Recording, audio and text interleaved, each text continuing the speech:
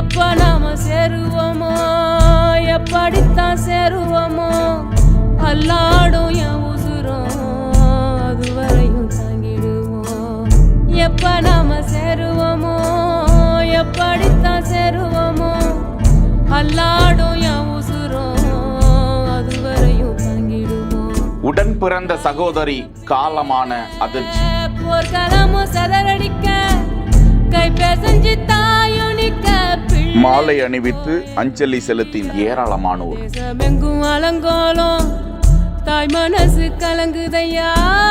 பூமழைய பார்த்த பூமி குண்டு மழை பாக்குதையா. தேமுதிக நிறுவன தலைவர் விஜயகாந்த் அவர்களின் உடன் பிறந்த சகோதரி விஜயலட்சுமி 78 வயதான அவர் வயது மூப்பு காரணமாக உடல் நலன் நலிவுற்று காலமாகி இருக்கிறார். சென்னையில் தனது மகனோடு வசித்து வந்த அவர் உடல் நலன் பாதிக்கப்பட்டதை தொடர்ந்து அங்கு உள்ள தனியார் மருத்துவமனையில் அனுமதிக்கப்பட்ட நிலையில் அவர் காலமாகி இருக்கிறார்.